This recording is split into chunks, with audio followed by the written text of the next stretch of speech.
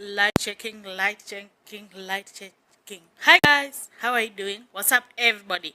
I hope you're doing well. I hope that everything is okay. I hope that you proceeding well and that God has taken good care of your lives and that God has taken everything that concerns you. Welcome and welcome back to my YouTube channel. If you haven't subscribed, what are you waiting for? Hit that subscription button, hit that notification bell so that anytime I get to upload any video, YouTube will automatically notify you. To my returning subscribers, thank you so much for coming. Thank you so much for your love. Thank you so much for your support. I don't take you guys for granted. You are so special to me, and you already know that you have a special part in my heart. To my new subscribers, feel at home, feel appreciated. This is a home of positivity, and usually say that giving up will never be our last option. To my returning subscribers, thank you so much for coming back. Thank you so much for your genuine love. Thank you so much for your support, for your everything, for your amazing comments down there at the comment section. I don't take them for granted. You people, you are amazing. And of course, if you are seeing me for the very first time, take 1 minute or two, hit that subscribe button, hit that notification bell so that in case I upload any video, YouTube will definitely notify you. Ladies and gentlemen, I am your Madam Positivity. And you see, a lot has been happening and we must speak. Just as I told you yesterday, we cannot keep quiet. We refuse to keep quiet. We refuse to keep quiet when we see our country, our beloved country, going in the wrong direction. I mean, we refuse to keep quiet. We refuse to keep quiet seeing a lot that is happening in our country. Like, we have to speak about this. A lot has been happening. Yesterday, the President of the Republic of Kenya finally declined to sign the Finance Bill 2024 into the law. But again, that is not the end. But we are proud Gen Zs, because at least for the very first time in this country, our voices were heard.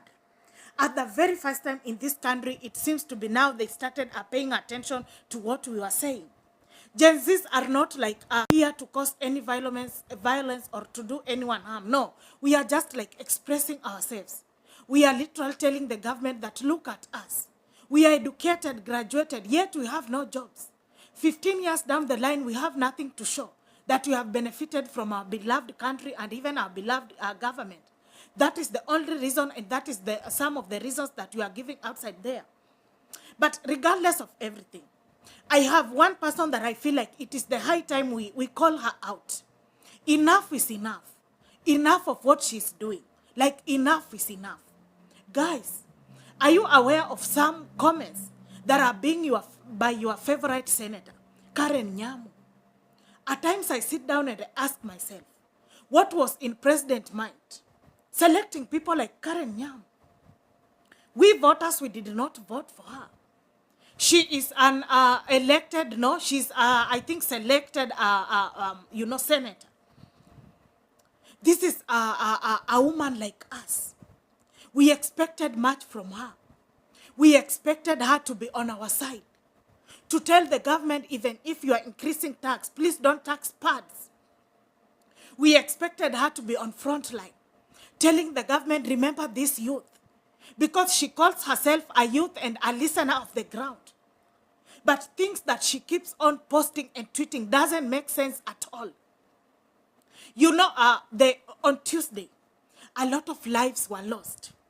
And again, it forced the fourth President of the Republic of Kenya, His Excellency Uhuru Kenyatta, to come up and air his grievances, like tell his opinion of what he thinks the leaders should do to even bring peace to our country.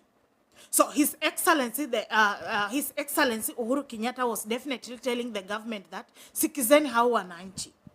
It is your responsibility to listen to these Kenyans. They are the one who chose you, and you have a right to listen to them. Don't shout at them, like don't harm them, just listen to them. And you can remember, guys, this is something that Gen Z have been speaking about. They have been just like begging the government to at least listen to them. Listen to their views. Listen to what they think. By the end of the day, like, we are not forcing the government like to take everything that we are saying. No, we are just saying like, listen to us. Maybe we have something that we can put in place, and maybe some things wanna work. So that is what exactly His Excellency Uhuru Muigai Kenyatta was saying yesterday. And only for Karen Nyamu to go and take that post by His Excellency Uhuru Kenyatta. Alafu Karen Nyamu anaambia Uhuru ati, you could have called His Excellency Ruto. You could just have called him, not he being here, ukidanganya wa Kenya. That was really out of order. How does a senator, not even elected by people of Kenya, I think we should call him a chosen senator by President Ruto, start arguing, start pointing fingers at the retired president of the Republic of Kenya? Where are we heading to? You know, she has been tweeting some things on Instagram. You wonder if indeed such a people deserve to be in our offices guiding and leading us, really. But one thing that I love with Kenya is the fear has gone. Kenyans tell Karen Nyamu the truth as it is. In fact, when he attacked the former president Uhuru Muigai Kenyatta, people are like, hapana, tunakujua, wachana na Uhuru Kenyatta, tunakujua, we know what you want. Oh my God, that was personal. But again, unajiuliza, alikuwa anafikiria nini akipost vitu kama hizo? You cannot point fingers at the fourth commander-in-chief. You cannot. Even if he's retired, that doesn't remove that badge of fourth president of the Republic of Kenya. You cannot.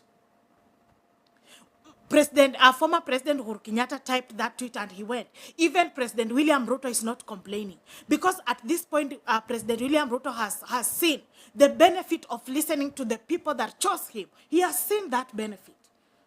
Najua sahi President Ruto anasema, tungekuwa tunasikiza hao watu from the way go. We wouldn't be here, we wouldn't be where we are today. Karen Nyamu must learn to listen to the people. At times, even if we are in power, it is good just peana kaheshima kadogo tu. Even to our fallen soldiers, youth who are shot to death. At times, even if we are drunk with power, we just have to give them some respect. Karen Nyamu is not even qualified to point fingers at people. We know her history. We know her.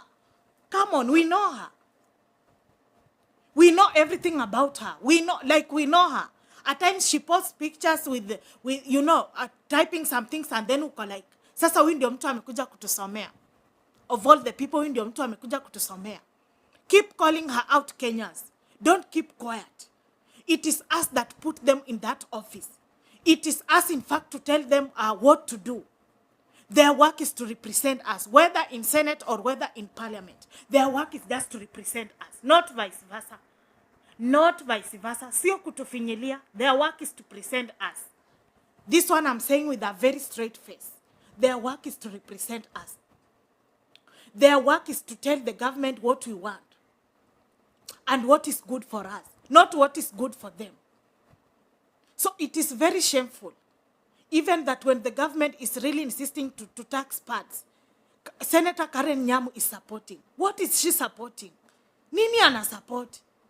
Has she even read the bill? You know, this senator made me to even start imagining, guys, we might be complaining, and maybe even our member of parliament did not even read the bill. You can see how they are behaving. I think maybe even they did not read that bill. Some of them even, they don't know what was in that bill. Because if you see a woman like Senator Karen Nyamu, a young leader, supporting such a things, you really want her. Ameisoma kweli. Ama ameisikia tu. I have a message to Senator Karen Nyamu. Please respect people. Kenyans are demonstrating, youth are demonstrating because they have no job. You have to be well informed that we have a very, very high quality, qualified sons and daughters in these demonstrations that you see. People qualified, but they have nothing, nowhere to go. Nothing is working for them. They are just bitter because even you cannot hear at them. They are bitter because when they try to express their grievances. In fact, Karen Nyamu went to his Insta stories and wrote, you Kenyans, who told you to question about the watch that the president is wearing? But it is our tax. We are the one that pay that money. We know his salary. So we have each and every right to question. Kumuuliza prezo isa umetoa wapi? It's very expensive. Haiendani na mshahara wako. Iko aje umetoa wapi? It is our responsibility because it is our money. It is us that pays the tax. Karen Nyamu, get this fact clearly. It is us that pays the tax. It is us. Please stop making us feel like you even don't care about us. And then one thing with Karen Nyamu, akirealize watu wamemwingilia sana, anaanza kumake tena twist, anaanza kumake post, akikani kama mtu anajihurumia. Because when he told us to never question a president or rather the people in government of, you know, the kind of watch they are putting on and everything. Again, she went on their stories and started saying, please, President Ruto, start firing the police officers that are shooting protesters. Sasa umesimama wapi? This is not the time for you to be A or B. No, you have to choose. Which side are you? Kenyans, let us just be realistic. Let us get our, let us have a vote, let's have our votes in our pockets. So that in 2027, we have such people that they have to go home very early in the morning. Because we can't afford to be ruled by such a characteristics. We cannot. And remember, Kenya is a democratic country. Kenya is a democratic country. And mad respects to Gen Zs. Our voice was heard. Yes, our voice was heard. Regardless. Hata kama na rekodi video nikiwa Saudia, lakini our voice were heard. Our voice were heard. Let us not keep quiet. We refuse to keep quiet. We refuse to keep quiet. We refuse to keep quiet. And again, we refuse to keep quiet. Until next time, fam, I wish to see you in my next video. Bye-bye, shalom.